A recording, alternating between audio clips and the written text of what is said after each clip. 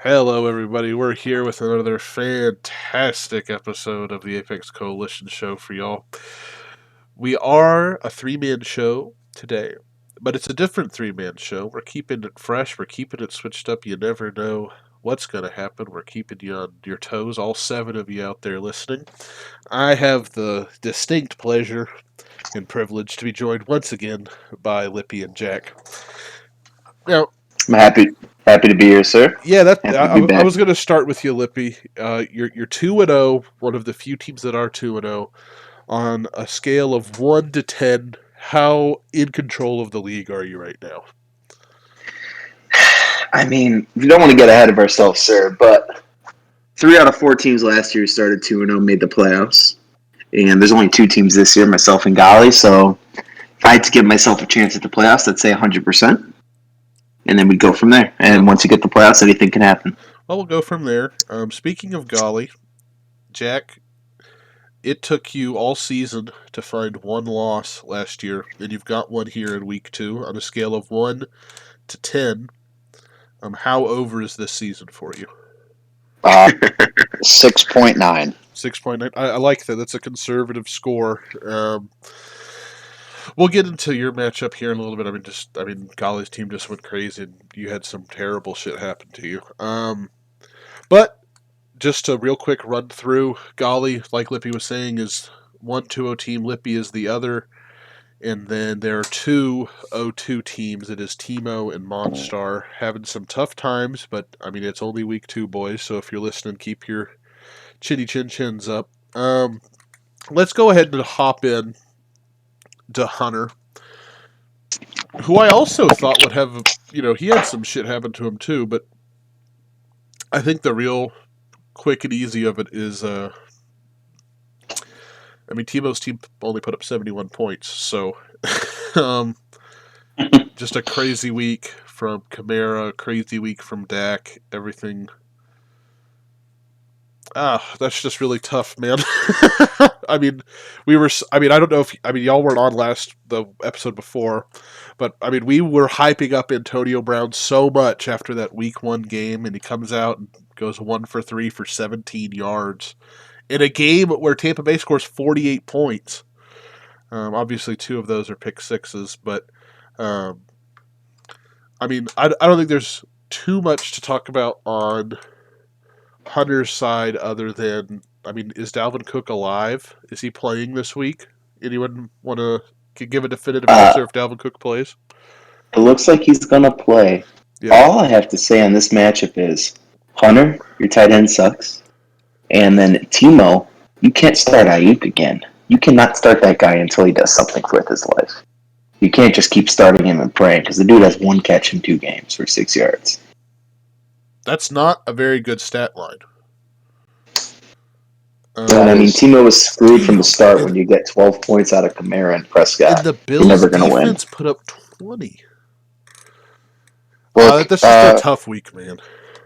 Timo really has some running back struggles, a lot more than anyone else in the league. Like, as someone that has them, at least I've got, a dealer's choice of Blueberry Crunch or Count Chocula RB2. Jamal Williams is not going to get it done as a season-long RB2 solution, and there's not a lot of developing talent on the bench outside of, literally he only has 3 running backs. His other choice was Philip Lindsay. It's obviously... Yeah, oof. that's... Oof. And I don't know about ever playing Lindsay this year, and I thought Devontae Freeman could do something, but that doesn't really look like it's going to materialize into a whole bunch. Oh, I would start Lindsay on this team, right? Not to say it's a bad team, right? Over like Williams. Yeah, me too. Yeah, I would consider that, and you obviously auto start Kamara, and you've got one really good receiver in CD Lamb, and a couple other options here. This is a boomable team. Yeah, Timo, this is some free advice. What's Timo, you got. If I was Timo, I'd go to Neil, who has Cordell Patterson, and be like, "Here, take Michael Pittman, overpay for a shitty backup running back. Take Michael Pittman, give me Cordell, or go to Bevo if he's trying to get rid of Tyson, and just try and get Tyson for any. All right. Like, I I do mean, I don't not. think I people do would do not that, know but if Cordero is the backup, or he might not get as much work. But I think he might be the person to own. see, and just overpay for a random running back that someone's not going to be very high on, and just get yourself something to throw in there at RB2. That's such a tough call because I could totally understand if someone says Cordell Patterson is trash because, I mean, who's going to fault someone for saying that? But if, yeah, I mean, I definitely agree with your advice. If Deal will do that, definitely, because one, this is a great week to sell Pittman on. I mean, because I think Pittman's going to be good too, so I don't even think it would be a bad trade per se. That's interesting.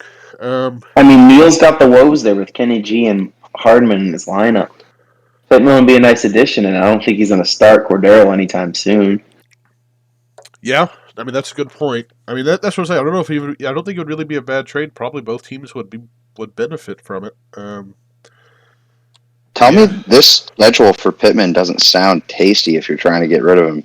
Tennessee, Miami, Baltimore, Houston. Oh well. Next 4 games. I mean week 6. I mean start Pittman.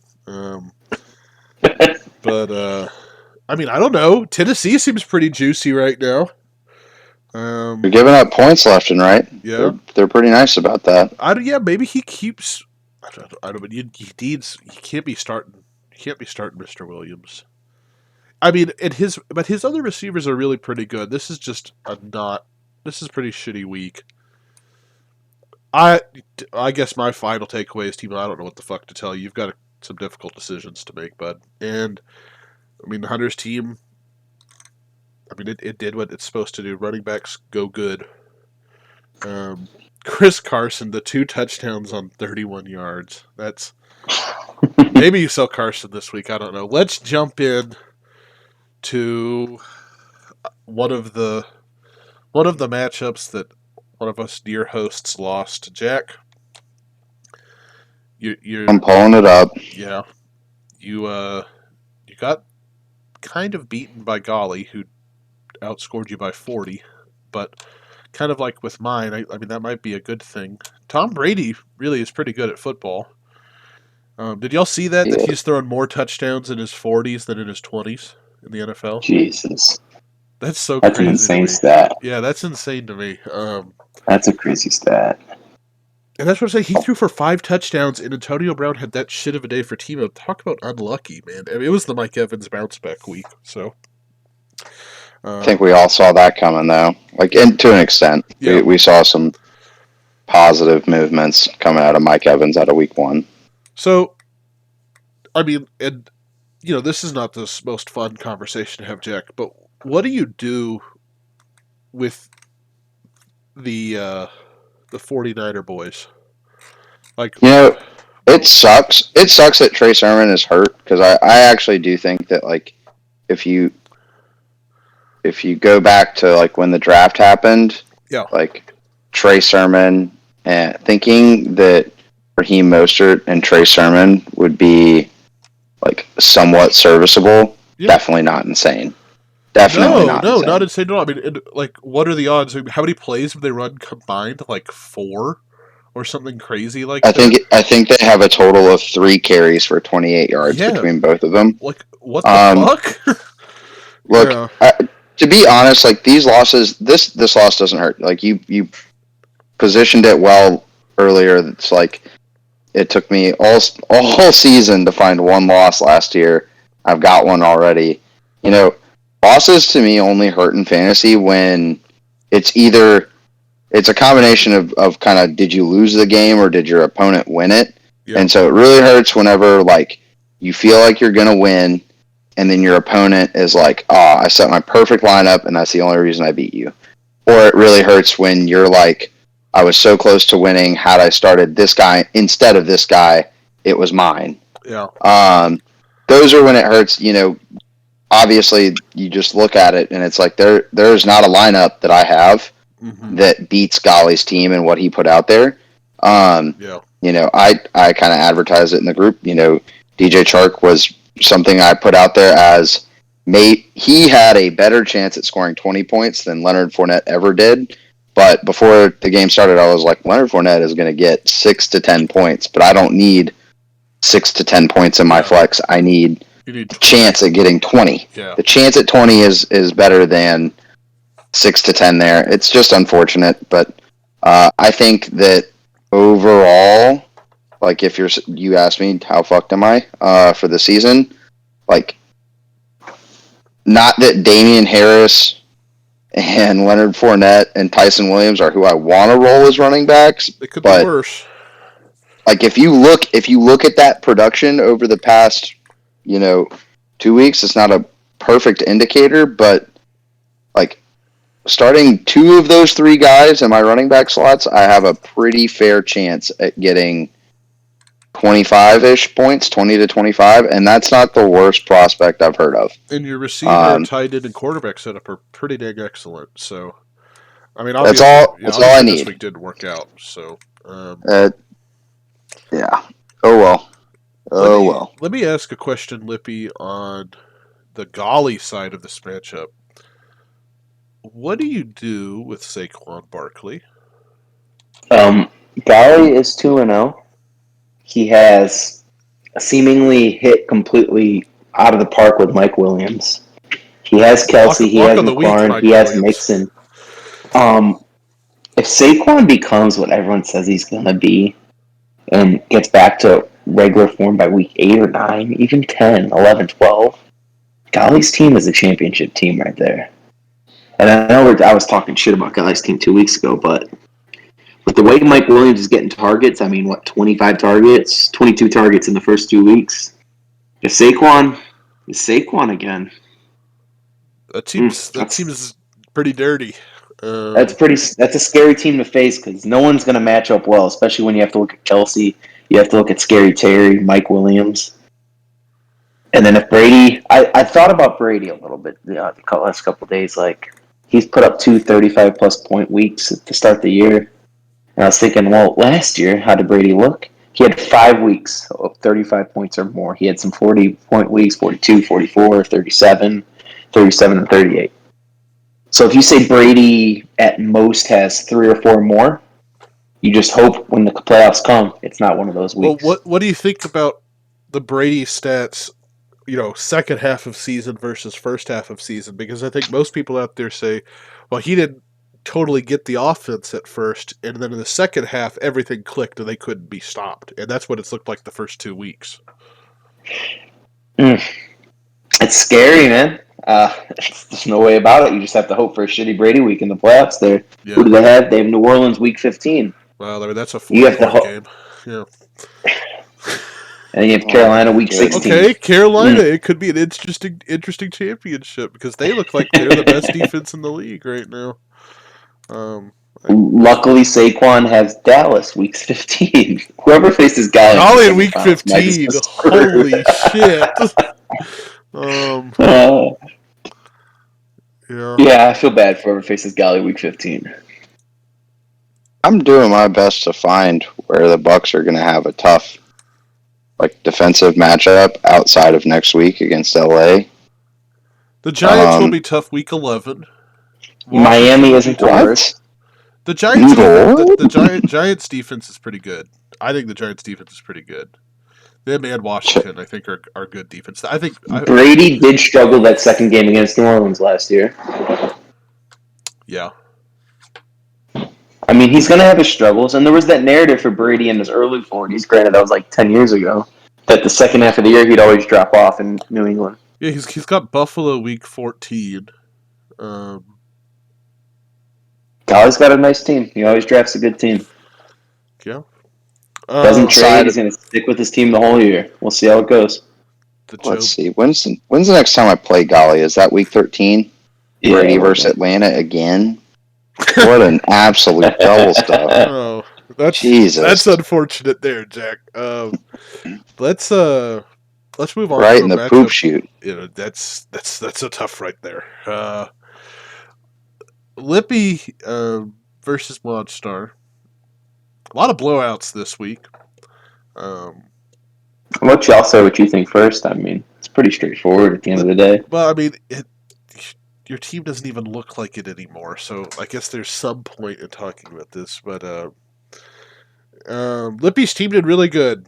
Cooper Kupp looks like old Cooper Kupp when he had that stint of just fucking the entire league before his injury that one year. But then the next year he was wide receiver 4 sir in 2019. But Wide receiver 5. Yeah. Right, 2018 he was awesome for like the first 6 weeks and then got hurt or whatever, 7 weeks. Yeah, I mean he is, and Robert Woods is nowhere. Robert Woods is nowhere. Maybe that'll change. There was that narrative last year near the middle end where they were saying like in 11 personnel that Kupp wasn't getting on the field at all. Yeah, and that was a big scaring point. Kupp was on the field for 100% of snaps last week. This man is just Matt Stafford's in love with him, and he's going to keep throwing him the ball. Yeah, I guess they're friends or something. Like they get breakfast every day. Yeah, I heard that on Part of My Take. I mean, that's a great point. It's like, if I could just have a live feed security cam to see that Cooper Kupp was the first wide receiver in the building every day, slam by. Yeah, I mean, I guess it's as simple as that. If they're getting Denny's Grand Slams every morning, then they're going to hang out and be cool. As long as it's kind of like Brady and Edelman. I mean, Brady just trusted Edelman was always going to be exactly where he needed to and making the same cuts and just reading everything the same way he was. I'm trying to think of some positivity for the Monstar side of this. AJ Brown had a bad game. That won't happen he again. dropped some touchdowns. Yeah. Montgomery's going to have better games. In reference to Monster analysis, like, fuck it, let's go bigger. The real win here is, Najee Harris is starting. The stiff arm was very cool. That was a very cool stiff arm that he had. Yeah, it was. But I think what we've kind of pointed out here is that Monstar's team, with T-Law and Juju and Waddle, he's kind of capped, honestly, in my opinion, at 110, 120. With Big Ben's injury and Tua's injury, like those maybes going forward, and just it's unfortunate that the Saints, kind of threw up a dud of a game. Yeah. But there's not there's not a lot of underperformance here that we're like, oh, that's positive regression coming back next week. Right? Like, yeah, T-Law probably bounces back, and then Monty could go higher. AJ Brown, but yeah. Yeah, sure. I mean, it's the problem you come into with all the teams without quarterbacks that aren't complete studs. Granted, Dak threw up a dud this week, but I mean, if you get 8 points out of your quarterback, you're screwed. Oh, okay. I thought you were talking about Tannehill not being a stud. I'm like, well, you're saying he's a top 5 quarterback this year, but no, Tannehill's absolutely a stud. I like Tannehill a lot. I know. But I mean, when you have T-Law, or if you're going to start Big Ben, or I don't know some of the other quarterbacks who've started. There's really not that many. The Big Ben stuff is crazy. Baker, no offense. If Baker could throw up a dud very easily, it wouldn't be surprising. Yeah. Well, I mean, I started him this week because he played Houston. That worked out okay. Yeah.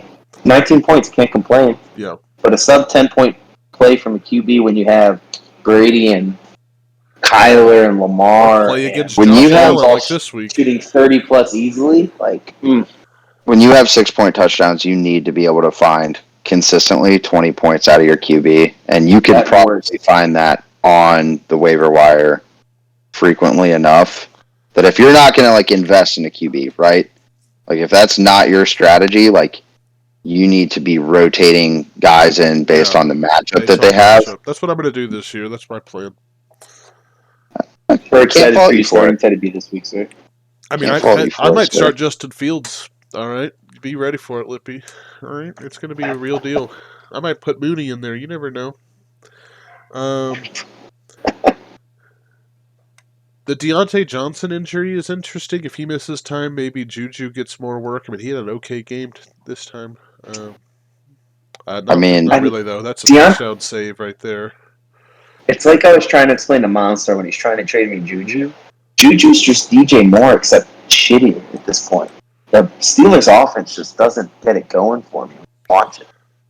Big Ben is hurt. Like that is, and Big Ben is also old, Yeah, right? Like that's a I bad do not Yeah, have, combo. he's old as hell. I do not have any confidence in Big Ben being like, yeah, I'm going to toss up, 3 touchdowns a game 5 weeks in a row. Like to have a good receiver, He has you great have to have. receivers. Well, Yeah. no, to be a good fantasy receiver, right? Okay, Like gotcha. nothing, Yeah. none of this is predicated on like Chase Claypool, Deontay Johnson, Juju Smith-Schuster. Nothing is predicated on that being like they're bad receivers. All of those are very good receivers. I'd argue that they are. I'd actually probably argue that the Steelers have like a top 5 Top receiving core five. in the Oh, I league, completely agree. Completely agree. and then and 100%. but you just don't have like a good quarterback to throw it to them. Like Yeah. maybe we kind of think in terms of fantasy terms of receivers are a little bit of a commodity, and you can really win by picking someone. You guys were definitely taunting me with the Mike Williams stuff earlier, but like picking someone that's drafted in the mid-30s of wide receiver that is performing. Debo's doing it too right now. Brandon Like Cooks. those are all receivers that were mid-30 wide receivers in terms of Debo and Mike Williams, and the outperformance in the first 2 weeks is not indicative of what's going to happen for the rest of the year, but it really helps to have players like that to be 2-0. That's where you catch that like flip upside of this player was supposed to give me 8 points, he got me 22. And that makes a big difference, if the rest of your team is, pretty solid. It's that best ball mindset, Jack. That's why we're 2-0 in the current birthday league for best ball. Oh my gosh. Yeah. Give me that team. Well, let's move on to what I think was probably the best matchup of the week, and that's Dustin and Kern. Lamar Jackson certainly tried for Kern. He gave it his all. I mean, he looked like just so bad in the first quarter of that game, and then just an absolute classic performance after that. Jonathan Taylor, is he droppable? What? He said 12 carries inside the red zone with 0 touchdowns this season. I mean, that's Clyde Edwards-Helaire numbers. I mean, and he is insta-dropped. So, Damn. I mean, let's see. Who does he have on his bench? Malcolm Brown. Would you start Malcolm Brown over Jonathan Taylor? I mean, I probably would, but we'll see what Curran decides. Real talk, Curran's team, I mean, Tyreek Hill with the 4-point game, that's not going to happen. But at the same time, he got the Lockett explosion. So, and DeAndre Swift had a bad game. So, I mean, good. First of all, good job, Dustin. What were you going to say, Jack? Well, Curran pointed out, aptly earlier that, his flex positions only got him, 1 touchdown. And I'm trying to roll through it quick enough here and count it up. It looks like Dustin got 5. I think the reality of it is like, yeah, Jonathan Taylor can bounce back. Tyreek Hill will bounce back. You'll have some regression, elsewhere in positions that, kind of keep him in the same range. I really just don't. I personally do not like Lamar Jackson and the volatility that it feels like he plays with. That just feels frustrating if you're like, this is one of my studs. It's going to get me a majority of my points over my opposition. I don't like it. I guess that's Kern's MO. We've had a couple shows where, he hasn't necessarily shown his hand, but he definitely appreciates Lamar Jackson. And I think that, I would much rather have Mahomes that feels like a very safe 30-plus points, right? When it doesn't happen, it sucks. But it's not like Mahomes is like ruining the game and making bad decisions to be sub 30 points, or it doesn't really feel that way. I feel better about Mahomes and his sub 30-point games versus Lamar and his sub 25-point games or whatever they may be. It just feels better. And at the end of the day, I like to feel good. So I don't know. Well, I mean, I'm sure Curran does too. He doesn't right now, I bet. I kind of, I don't know. I get that, and I totally agree with what you're saying about Lamar being a more volatile player. But as someone who has, you know, foregone QB entirely, I mean, I think Lamar Jackson is great for fantasy, and he absolutely is a difference maker. I do think Mahomes is obviously, I mean, he's the QB1. Obviously, he's way safer. He's not going to have weeks where he just fucks you. And I don't think Lamar's going to have weeks where he just fucks you, but there will be weeks where that advantage that you paid up for will disappear. I do agree there. But I don't know. I'm not going to fault him for Lamar. I think that he's going to keep having good weeks. Honestly, it just Jack Lamar's an absolute animal in fantasy, and it just kind of Mahomes last season. You talked about sub 25-point games in 6 point per passing touchdown leagues. Mahomes had 1, 2, 3, 4, 5, 6 with a seventh at 25.52. Lamar last year, when he had a shitty year, by everyone's accounts, he had 6. Wait, did he have 6 or 5? 1, 2, 3. Yeah, I agree with what you're saying in general, Jack. 6, 7, 8. So when I say 8, Lippy, I'm including the 2 25s that he had, because you kind of did me with like that with Mahomes, to be fair. So he had 2 games that were 25s, and he had, but of those games that were sub 25, we're talking. But the point 18, is, last year he had an 18, objectively bad 17, year. 16, 19. Let's go to the year before. Let's just let me jumble off some numbers. 30, 39, 40, 46, 25, 25, 47, 35. That was the March stretch from week 9 to 16. Lamar's an animal. Lamar is an animal. He's a great player, but we're not playing fantasy in 2019. And I think the volatility comment stays, right? Yeah, in the same year, he is more volatile than Patrick Mahomes, like definitely. But like so is everyone else, right? Like everyone is. So I don't know. I think Curran's got maybe some uncertainty with his team. I don't think it starts with Lamar Jackson though. I think the Elijah Mitchell. I mean, he paid up for him, so I guess play him. But I think that start was a little interesting. But he kind of does have an RB depth issue. We'll see what happens there. Chenault looks out. Devontae Smith did not recreate a great week 1. A down week for Curran. We've told everyone else that there's the chance their players will bounce back. So I don't want to harp on Curran. Fuck, he still scored 118. And by God, Derrick Henry, have a fucking game, sir. Like, what the fuck? 35 carries, 6 of 6 receptions. I mean, Derrick Henry, the pass catcher. Jack would have won two fucking championships last year with him. We would have had to give him 2 rings, 1 for each hand. That's crazy. More of I think I would put them both on one hand. Just one finger, mega finger. Ooh, a Thanos finger. Yeah. What if it was just a whole finger ring, with little slots for each knuckle? Like a cast for your finger. Yeah, pretty much. Yeah. It just forces you to hold up the number 1. Right? At all times. Every single time you have it all. Yeah.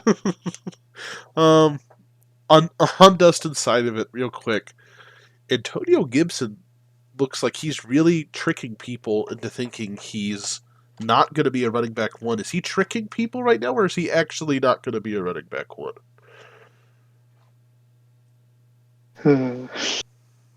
Is who not going to be a running back 1? I'm sorry. Antonio Gibson, I'm sorry. I see the hate, but he's just... There's a problem in our league. And the problem is no one trades running backs unless their name is Matthew Lippman.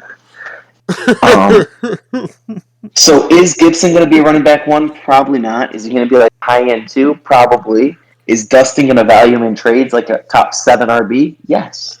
So he's never going to leave Dustin's team. If you're Dustin, are you scared of J.D. McKissick for the rest of the year? Absolutely not. I kind of am. He had the most, obviously CMC was out. He had the most running back targets out of anyone last year, and it looks like he's still getting plenty. Jack, what were you going to say? I was going to say certified lock that Antonio Gibson is on Lippy's team by week 4 whenever they play Atlanta.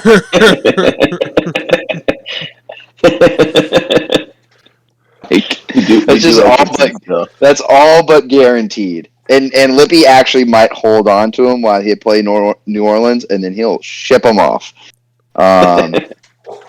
But that's Jack's lock of the week. If I'm gonna make one, he's gonna go and just knock to Dustin. I've heard, Lippy, if you want to make a trade with Dustin, it involves homemade jam and repetitiveness and persistency. Oh, don't worry. I texted Dustin yesterday that I know how he thinks, and and then I sent him the GIF of Kylo Ren when he's talking to Han Solo. He's like, I know what I have to do, but I don't know if I have the strength to do it. So Dustin's ready for a trade offer. He's primed. That's great. He sniped Cole Kmet from me for $1. I bid $4. He bid $5 for Fab.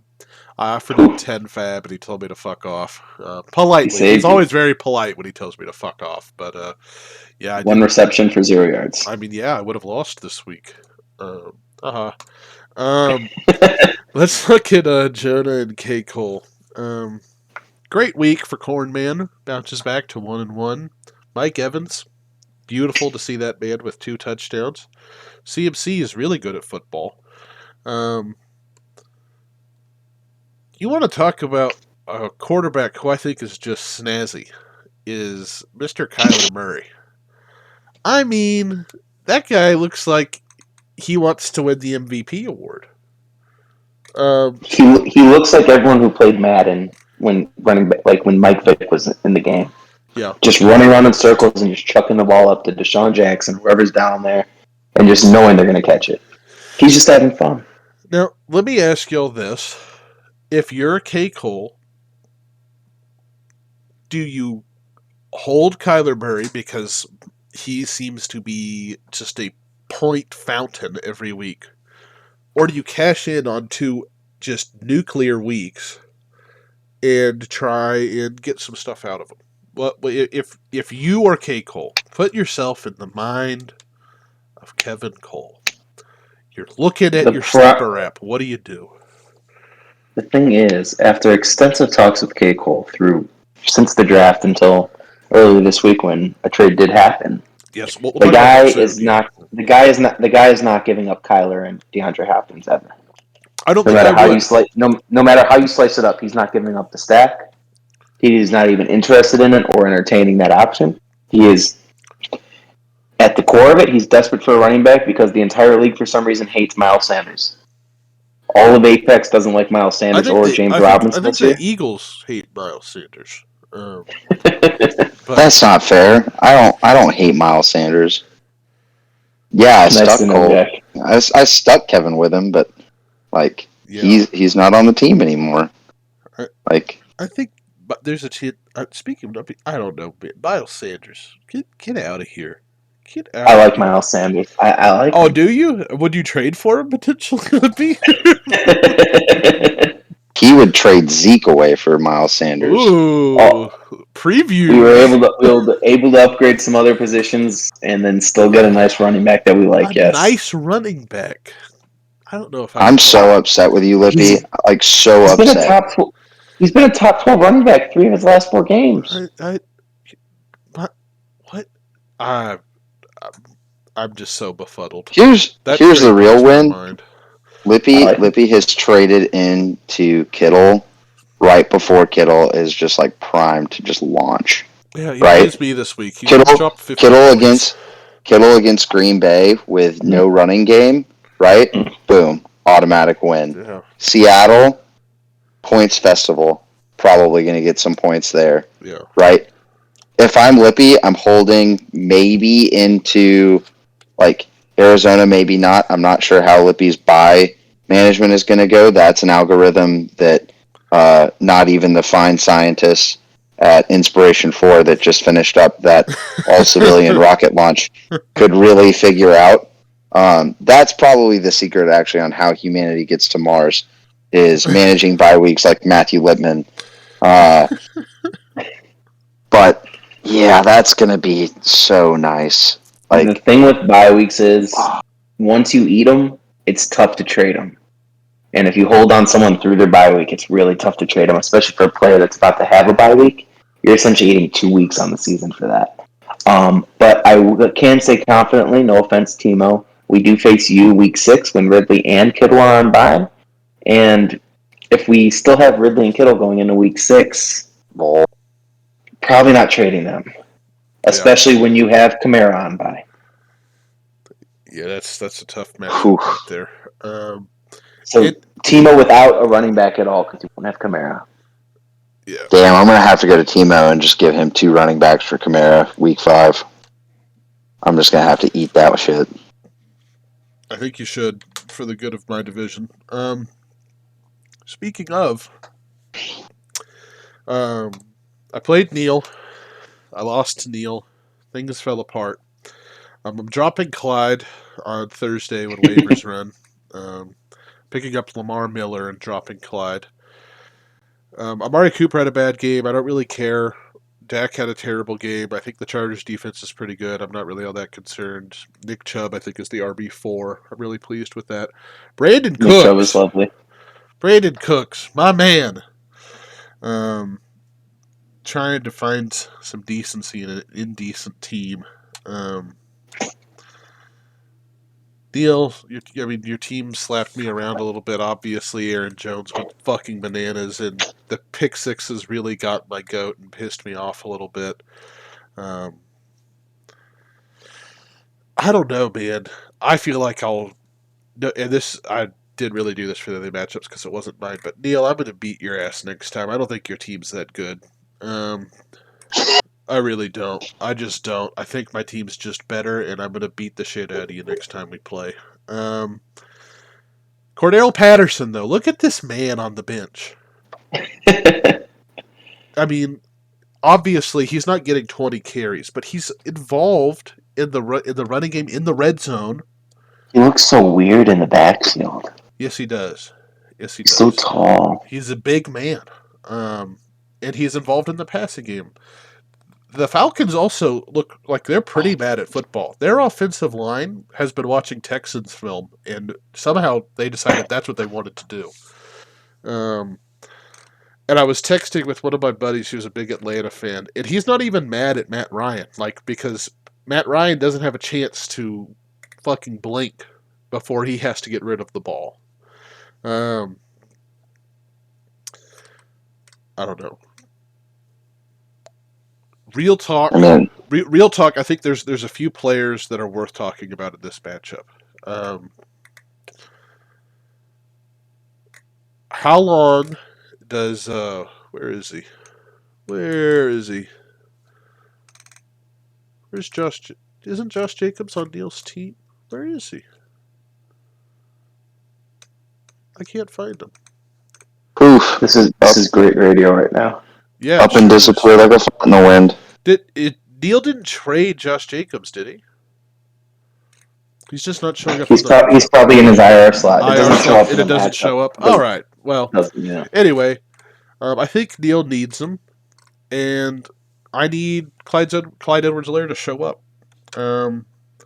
Probably the two most important points for the two teams. We got to talk about that. You know, we made jokes about falling into Darrell Williams. Like, I don't think that's a legitimate thing yet. In terms of seeding, I don't think Clyde's going to seed any meaningful time to him or any meaningful snaps. I think that's probably a product of just like someone was tired, or that's a specific play / specific package that was worked on during the week. I would be concerned if it was like, all right, we're inside the 5. Clyde, get your ass out of here. Yeah. Darrell, 3 get in carries there. for Darrell. 3 straight ones, right up the A gap. Yeah, Darrell did have a rushing touchdown from the 1.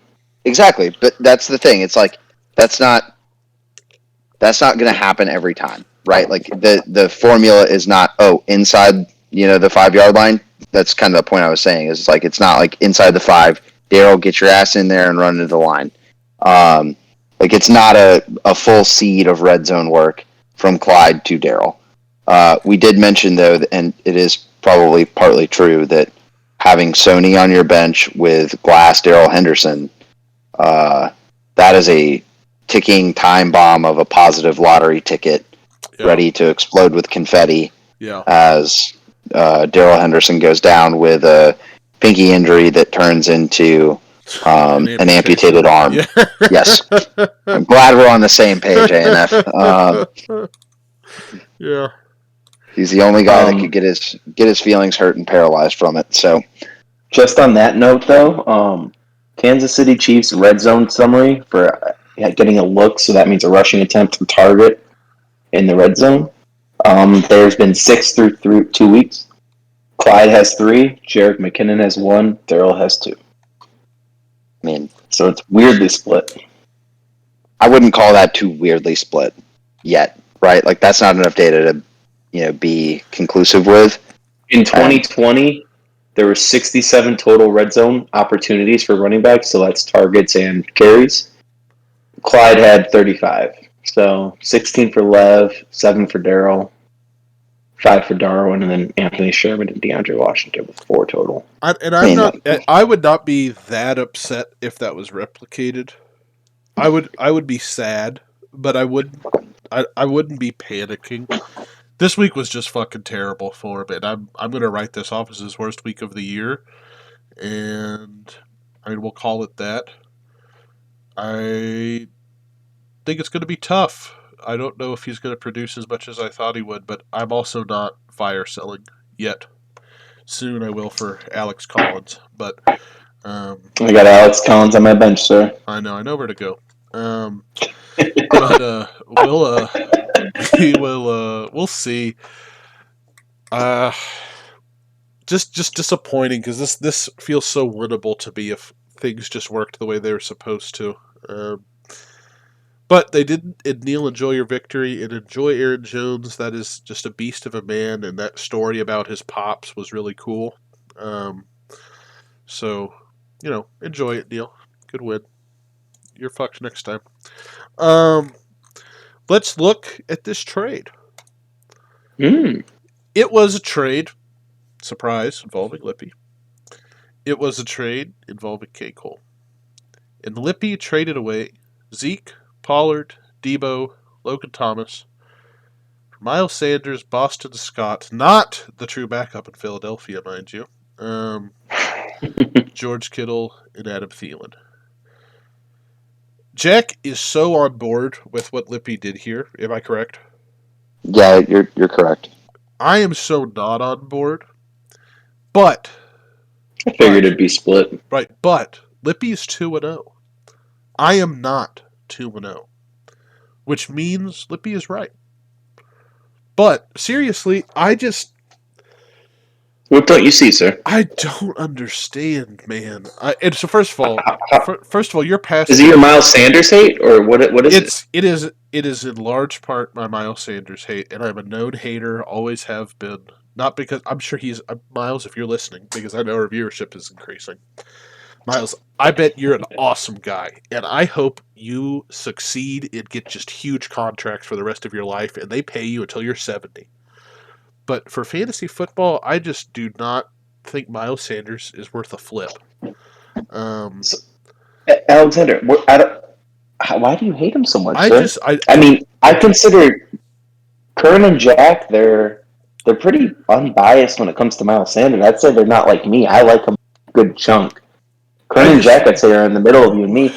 Jack had Miles Sanders as RB13 today.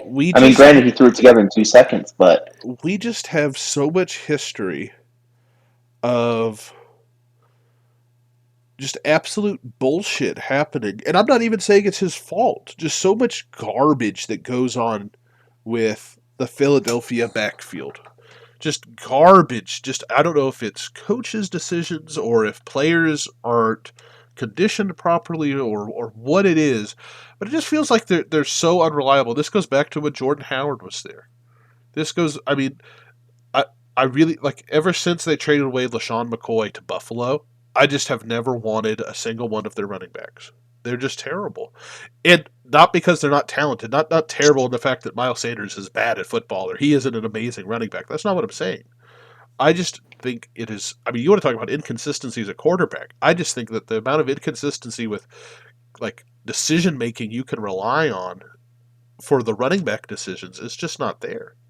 But obviously, that's fine. You took a downgrade at running back to get upgrades in a lot of other areas. Like, I really like Adam Thielen. I thought I was the highest on him, so I was a little bit shocked to see that. I like Adam Thielen. Adam Thielen's my flex. I can't complain. Yeah, I mean that's a great flex, man.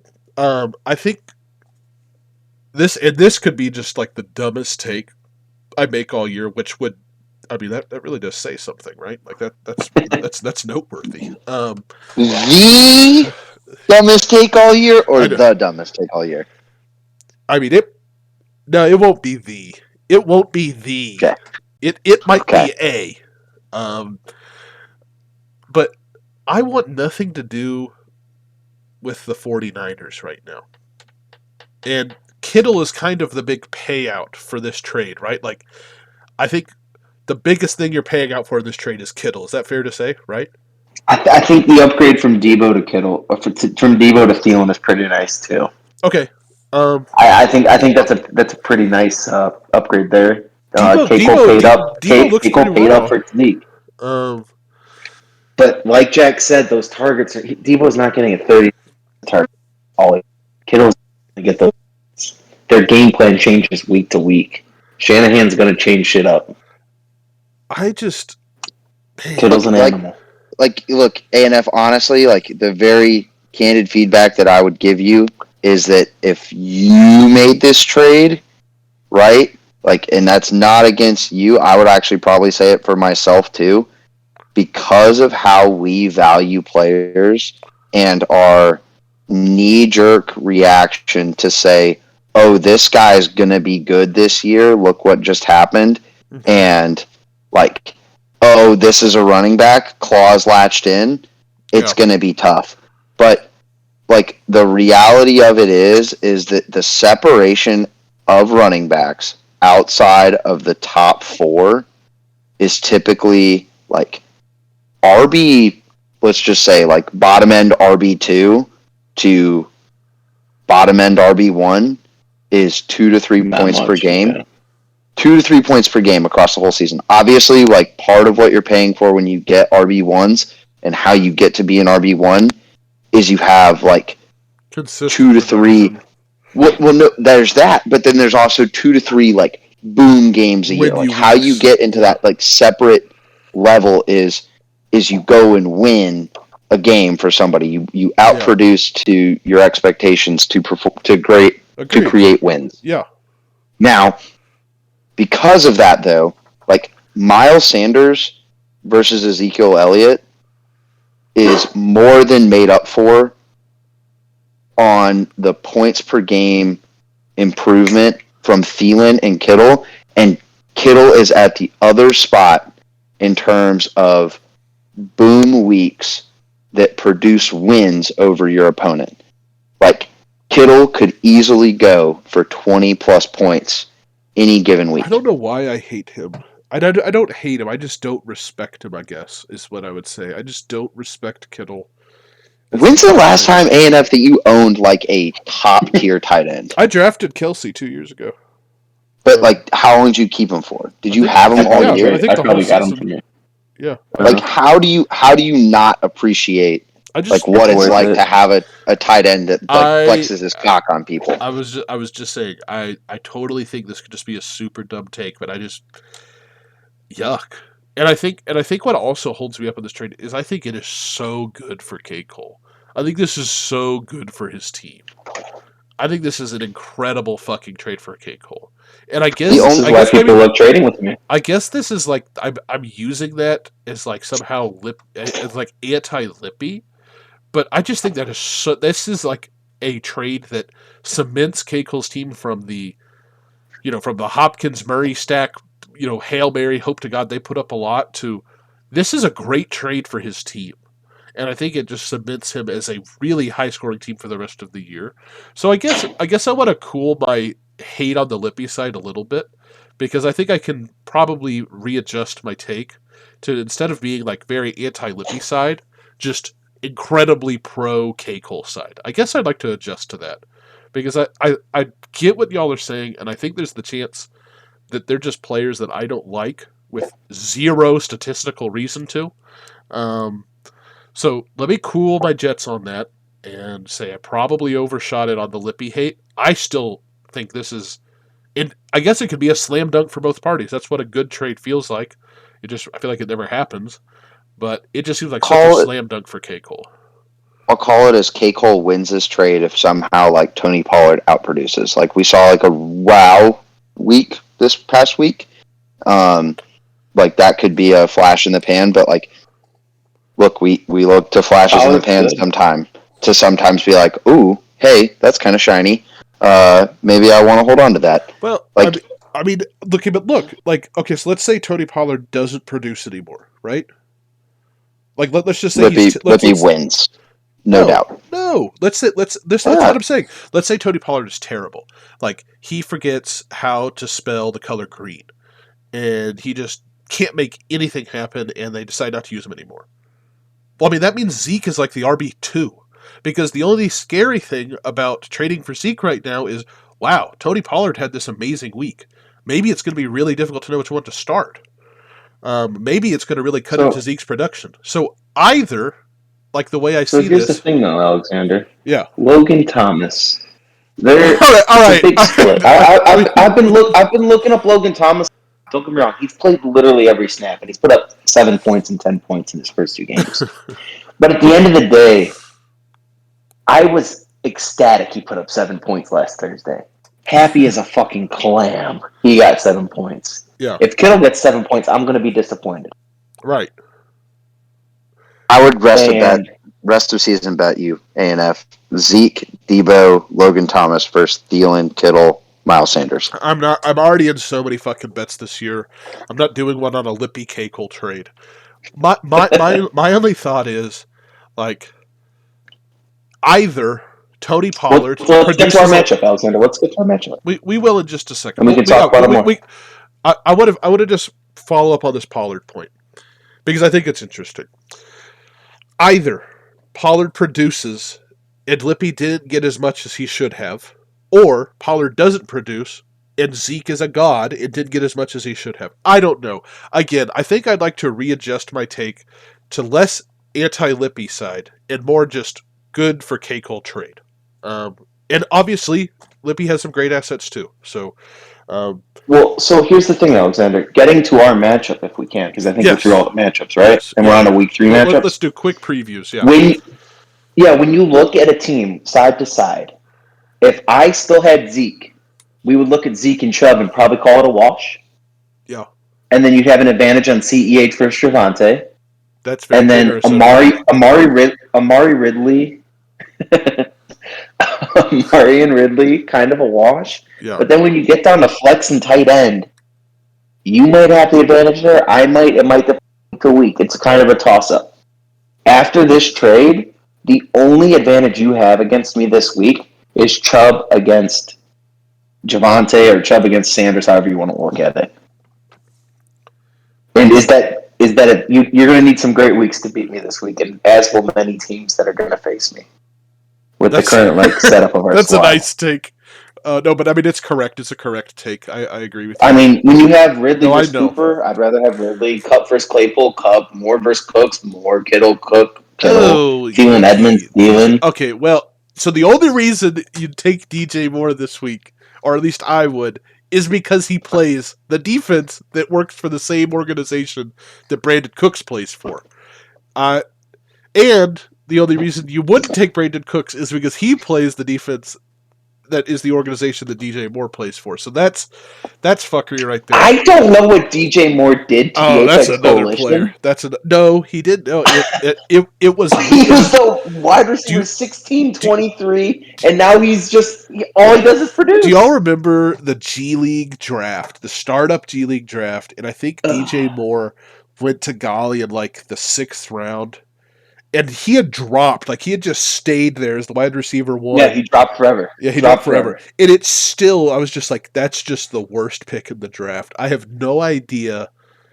I don't know what DJ Moore did to you, sir. He did nothing. And again, I hope he's super successful. Man, fuck. I don't think he's good. I don't think he's good for fantasy. All he does is produce. last year when he had, no one thought he had a good year. Hunter had him, and Hunter doesn't want to touch DJ Moore after all my talks with him. All he did was put up 7 points, then 16, I then think 7, that should then say a 7, lot. and then 17, 11, 23. If someone who's owned him doesn't want to touch him in a trade, I mean, I feel like because Hunter's a dumbass. Okay, Yeah, Hunter's an idiot. I mean, you know, what? Well, yeah. Hunter literally 10 to 15 points on your team weekly. Complaining about that ever is just stupid. Hunter tried to draft my 2020 team the best of his abilities. Like that doesn't. That's funny. That's not how you win. I like that one, Jack. That's pretty good. I'm excited for who you play at quarterback this week and what defense you pick up, though, Alexander. If you hit there, you get a Claypool, like I said in that when I was texting you, a massive Claypool game or something like that. You have a chance. Chubb's an animal. Chubb is pretty good at football. I like that guy. Starting Justin Fields would be pretty spicy. I'll probably just play the. It would be Tom Savage. The defense is the big question. You'll get, like Jack said, you can find 20 points. Yeah. As long as Josh Allen doesn't go full 40 points against Washington, which who knows because he's kind of sucked the ass the first 2 weeks. That defense picked by years could be a good matchup decider. We'll see. Yeah, we'll see. I think this one. Obviously it's me. I think it could go either way. Obviously, Sleeper has Lippy favored. I think anyone with eyeballs would say Lippy's favored, but we'll see. I don't think it's a lock. Let's move on. I'm just going down my list. We've got Dustin and Corn. Let's try to pick it up a little bit. I want to make sure we do okay on time. Dustin and Corn, man. God, I'd never want to pick Cornman to win just because I think his team's gross. He's starting Rondale Moore, man. He's starting Rondale Moore. He's looking better. Rondale Moore's looked really good. God, fuck Rondale Moore. No. I'm picking Dustin. Dustin's who I'm picking. Jack, who are you picking at Dustin and Corn, man? I'm picking Dustin. Lippy? I'm going Corn, man. Right in the... not Zeke. CMC's going to blow up. Singletary's look good. Evans, Sutton's look great. Allen, There is the chance CMC drops 50 on Thursday, so we'll see what happens. CMC... And then Dustin finally decides to start Sterling Shepard after 2 weeks of him putting up 13 plus. He plays Atlanta. He's prime for nothing. He plays Atlanta. Lippy just changed dudes so fast. He's like, ooh. Maybe not. Maybe in 2 weeks, Sterling Shepard's going to suck. We'll see. Good luck to both of you boys. We've got Kern and K. Cole. I really want to pick K. Cole. I really, really want to pick K. Cole. The projections love Kern every week for some reason. They loved him this past week too. 135. Tyreek plays the Chargers, which I think will be really tough. He's got some great matchups too, man. K. Cole, I'm looking for any. Here's the thing though. My dog is going crazy. Kyler and Hopkins, they play Jacksonville. Houston. Jacksonville's not good. Houston dropped a shit ton of points on Jacksonville. This could be the same thing that we see with CMC playing Houston. This could just get out of control. Devo's been out of control. If he keeps it up, he plays Green Bay, and the Green Bay defense, Lippy, as a Green Bay fan, that does not look like a very good defense. It's absolute shit. But like I was saying with the trade, though, Alexander, K. Cole's now got to roll out Rager, Logan Thomas, Cole Beasley. That just... Yeah, if I'm gonna get that doesn't feel good. That doesn't look. If I'm gonna get on fucking corn man for starting Rondale fucking Moore. I guess it's fair for me to say I don't. Well, I mean, Rager's playing Dallas, so I mean, maybe it's a strategic start because it's fucking Dallas. Cole Beasley's a little tough against Washington, though. I don't know about that. I don't know. Fuck it. I'm picking K. Cole. We're gonna do it. Fuck you, Kern. I'm gonna take Kern. Jack. I haven't been on for kind of like your guys' format of like lock of the week and upset of the week. This is my lock of the week, Kern over K. Cole. I mean, that's probably smart. Fucking, I'm sticking with K. Cole. I've got you, bud. Fuck you, Kern. Monstar and Neal. It's a big matchup for Neal. If he comes out with a win, 2-1 division play, it's a big matchup for Monstar too. This is important. This is a season ender. This might be loser. No, it is not a season. 0-3. 0-3. No one's coming back. Very difficult. No, I'm not gonna call it. Monstar, your season's not over if you lose this week. Don't listen to that. Monstar, you are not. If that happens, you are not making the playoffs if you start 0-3. It's just not happening. I mean, it would be incredibly difficult, granted, but look. The Monstar miracle almost happened last year. Let's not forget he was the only person to beat Jack and really built some momentum at the end of the season. So I'm not closing the door on the Jack beater.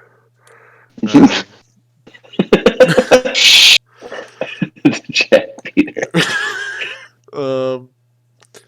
My God. I mean, he's got to figure out his flex. Yeah. Ooh, Neal has Sonny Michel in flex now. Interesting. Against Tampa, that's a little bold. Yeah, that's not been a great spell for running backs lately. Like I said, Timo, go to Neal, offer up Michael Pittman for Cordero. I think that's actually a pretty good trade for both teams, especially with Sony and flex. Neal, that's a good deal for you too. What were you going to say, Jack? I'm sorry. I'm not going to take back my loser leaves town status if Monstar is 0-3. But it becomes immediately that if in one of the matchups that we'll get to in terms of Lippy versus you, Lippy takes that win. If Monstar loses this week and also subsequently goes to 3 games behind the division leader, that's when it's all but gone. That's an impossible hole, in my opinion, to really crawl out of. Because especially when he's already how many points back in PF? So that's really a 4-game lead. He's already 100 points back. He's already 100 points back. Truly difficult. This week was really tough for points. That's fair. Yeah, talk about Lippy. You may know this off the top of your head. Did every single game in the 12 o'clock slot go under? The only game that seems close is the Raiders-Steelers. I think that was the only game that, Cardinals Vikings was in the 12 o'clock. That was afternoon. I think a lot of the afternoon games went over, except for Cowboys-Chargers. Yeah, that was 17-14. Yeah, majority probably went.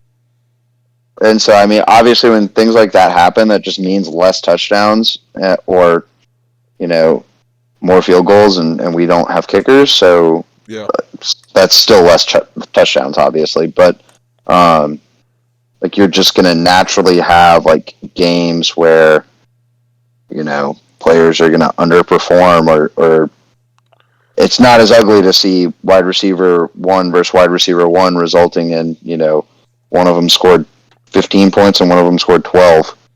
Yeah. When you have a bunch of games going unders. So we'll see. Not terrible. I'm gonna pick Neal. No offense, Monstar, but I'm gonna pick Neal to win this game. Y'all. Monstar is gonna be my upset of the week. I think he's gonna get an H.A. Brown boom game. Najee looked a little better. That Pittsburgh offense still just plays Cincinnati too, so that's fair. They just struggled. I mean, against the Raiders, they look like they could barely move the ball down the field. Yeah. Especially when you're at home, your first home game in front of fans in how long? 500 days or whatever they've been saying. You that offense hopefully picks up, but Jack, Monson can do it. who have you got? Jack or Uh, excuse me, Monster or Neil? gotta go with Neil. I honestly think this actually comes down to, I think Herbert goes out and plays in a shootout with KC, Yeah. and there's enough points there to really. I see that Trevor Lawrence is playing the Jags, but I don't really believe that that's going to result in Trevor Lawrence scoring an incredible amount of points. It very well could, but in terms of like the probability curve, right? I put the probability of Herbert destroying his point total versus Lawrence destroying the point total is what swings this game. Yeah, and DK Metcalf plays Minnesota, and he's gonna rip them fucking apart. Let's go Golly and Hunter. It's going to be a good matchup. This is Sleeper's giving it a less than 2 points. Um, Hilarious because you assume that Hunter has taken the time to set his lineup by Tuesday night. um, this I think is a huge game for both of them. I mean, if Golly can start 3-0, and if Hunter can avoid 1-2, this is a big game. And I will fucking do it. I did it last week and it worked. Golly is my lock of the week to win this matchup. It is a firm lock that Golly wins. Barks against Atlanta. Yes. Damn. As I go in and say Hunter is my upset of the week. Whew. Hunter's favored to win, though. Let's be realistic here. Yeah.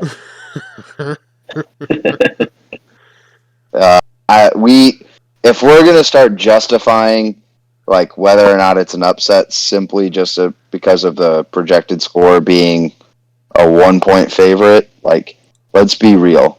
The volatility and decision making of Milk Punch Hunter is not.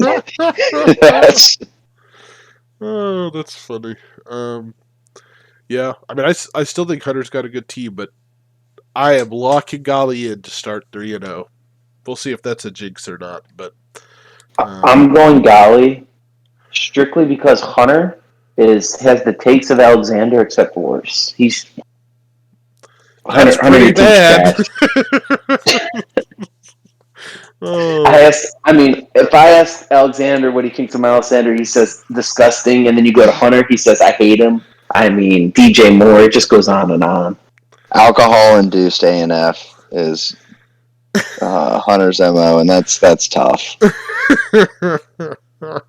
And he's a man of like what happened last week. He saw Hollywood Brown had a good week last week after he benched him. He's gonna start him. I mean, he does play Detroit, so I mean, I'm locking in Golly, but I'm just saying I don't think that's the worst start. I don't know. And then I guess Marvin Jones is a thing now. Marvin Jones is. He's a consistent producer now. He's not just a deep threat. I mean, interesting. We'll see. I think this is gonna be the best matchup of the week. It should be exciting. I agree with that.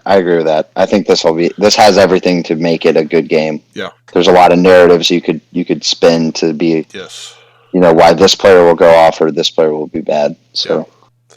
All right, Jack and Timo. I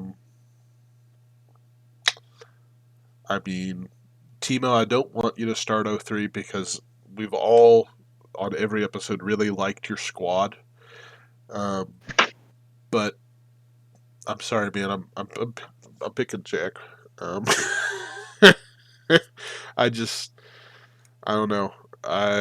Your team's gonna need to go kind of bananas, which is totally possible, and obviously, Kamara, Dak, Lamb, just absolutely go crazy. Yeah, but I don't really think it's gonna happen. I don't know why, and I could totally be wrong. And for your sake, I hope I am. But I think Jack wins here. Yeah. I mean, we saw what Waller did to Baltimore. I think Hawkinson will do similar things. Goff looks like way better Very than I thought he serviceable. would. I Very thought he was going to Mighty, be terrible. mighty serviceable. Yeah. The serviceable Superman. Like, let's go. Yeah. He looks like he could get another job after the Lions draft a quarterback top 5 this year. He went to Jared. Yeah. Let's go.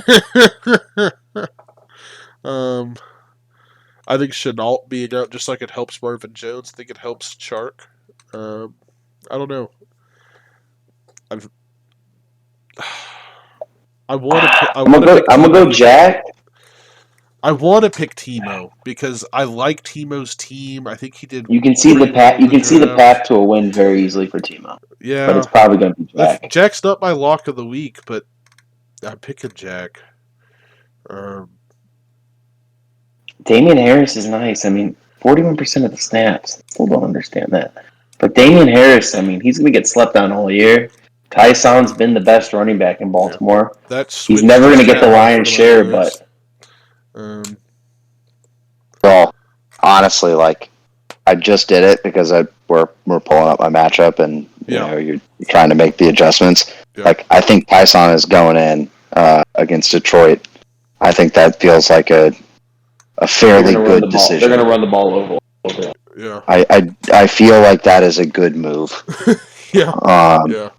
Unless they tell me that part of Trey Sermon hitting his head was that it activated part of his brain where he now runs 20% faster.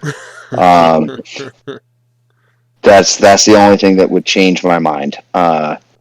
So we know you'll slot in Fournette net flex for the safe points. Running a different defense. I don't know because Jack's my lock of the week. Wow. Jack's my lock of the week. He's getting the Wow.